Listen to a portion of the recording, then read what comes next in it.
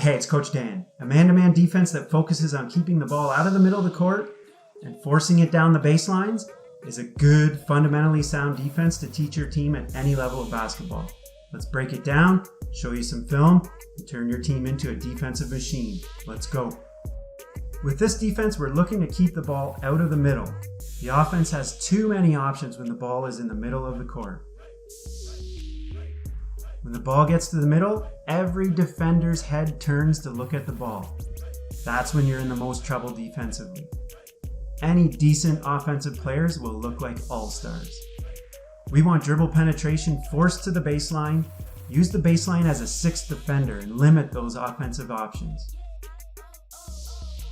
A defender can have three roles. First, we have the ball defender. They are responsible for keeping the ball out of the middle of the court and contesting shots. When they have that role, they're communicating ball, ball, ball. Now we have the deny position. Any defender that is one pass away should be denying a pass by keeping their inside arm in the passing lane. Also saying, deny, deny, deny. Third role, help defenders. They are the defenders that are more than one pass away, and they're in the help side.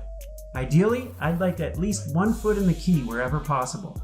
Faster players can shade more to the ball and still recover to their check to contain dribble penetration or contest a shot.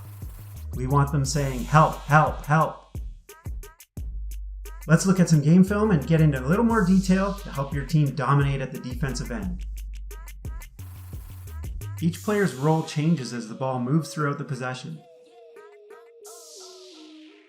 And here we have the help side defender shading more toward the shooter than the ball. And the defense gets the ball after a nice rotation to stop the drive. Let's focus first on the on-ball defender. We now know the baseline is going to act as the sixth defender. For the on-ball defender, it's important to teach your players the difference between forcing baseline and giving baseline. Forcing baseline is when the on-ball defender positions themselves square with the ball handler and shades slightly to the middle. This will give them a head start to stop a middle drive and allows them to steer a baseline drive toward the baseline. Here's a perfect example. Body is square, doesn't allow the middle, forces baseline, and the offense has to retreat. In the mid post, body square, forces baseline, and in great position to take the charge. The biggest mistake that players make on the ball is to angle their body toward the baseline. That's what I call giving the baseline, and it's a straight line drive to the basket. It also makes it easier to drive middle, believe it or not. Good offensive players will attack a defender's top foot because it takes time to shift body weight and step back. By that time, the offensive player has you on their hip and at their mercy. Here's one where the defender has turned so much, they're literally giving the drive and it leads to an open shot. On baseline drives, the rotations look like this.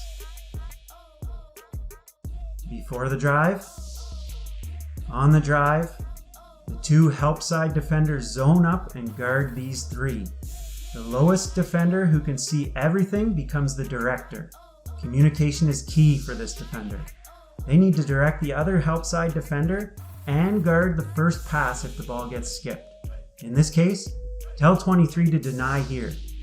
And they guard the first pass. It's also a long recovery for anyone else, so the director takes the second pass too and challenges the shot. When a ball handler drives baseline, you can choose to trap the ball with the help defender.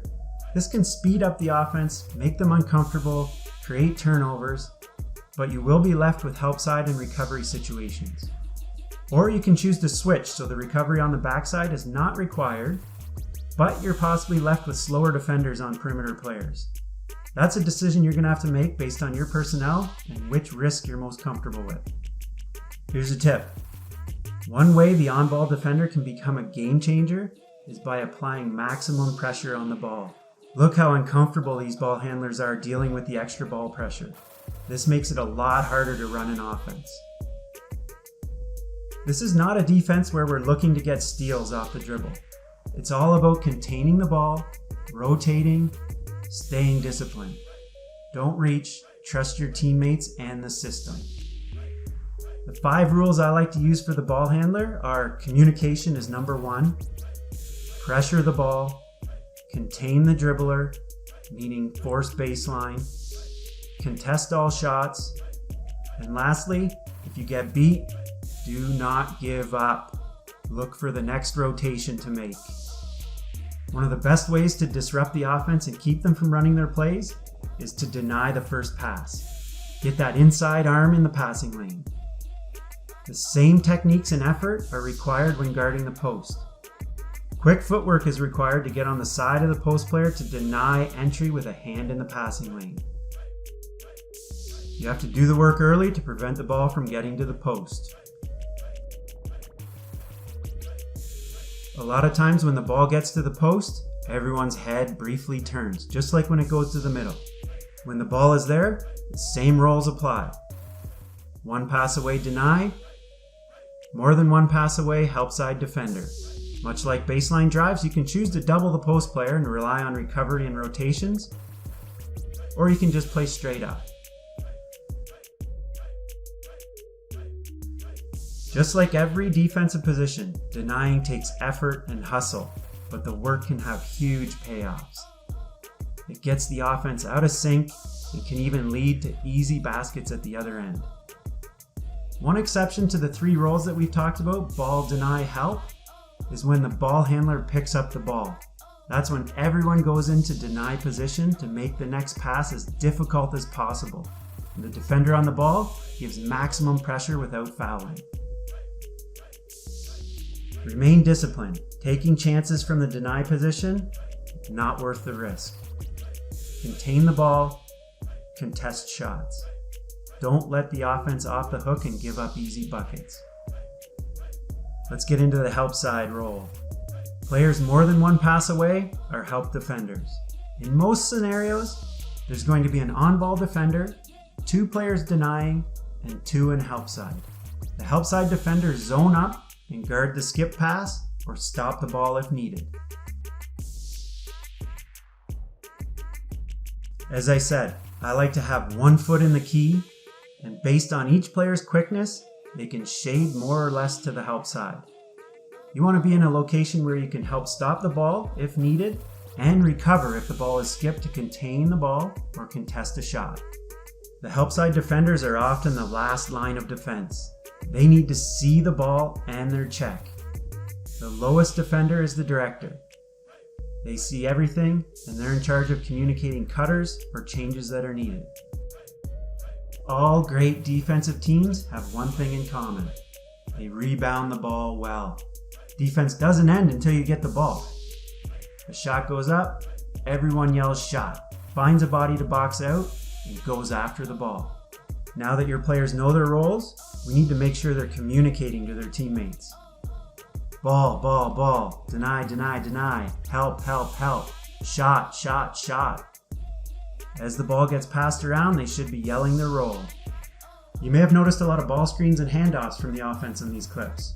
What are we going to do about those? I'll briefly go over 6 ways to defend ball screens, and you'll have to decide based on your players' strengths which option will put your players in the best position to succeed. First, you can simply just switch, which can lead to bad matchups defensively. You can hedge and recover to alter the path of the ball handler and minimize their ability to attack. You can go under the screen, so the player guarding the screener leaves a little space for the on-ball defender to go under the screen, which can work well on non-shooters or at the youth level.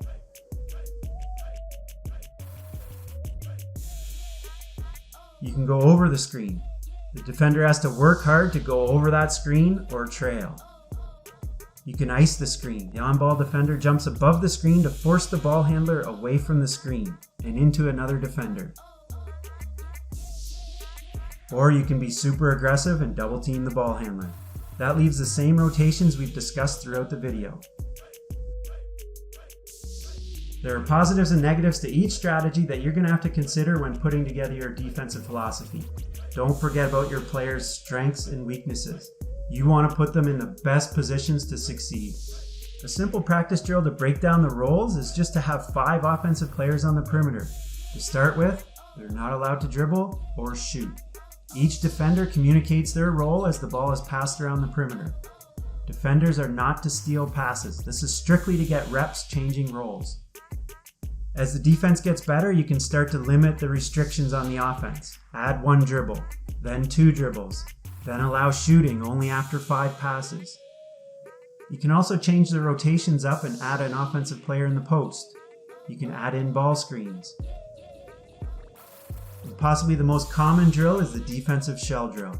I'll leave a link in the description that's going to help your team get the reps it needs to improve team defense, rotations, and defensive chemistry.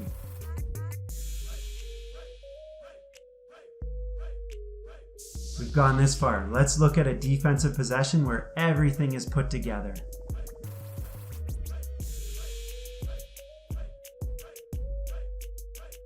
The 3 areas to focus on when teaching this defense are the importance of communication, positioning, we're talking technique and knowing the proper rotations, and lastly, hustle, effort, intensity. Overall, like I said, this man-to-man defense is great for any level of basketball. Remember, defense is a mindset. It's a skill that can be taught. Sure, some players are naturally going to seem like they give more effort, have more intensity. Basketball IQ is just in their DNA, but every player can be coached up or motivated to improve those skills. Go get them, coach. Best of luck.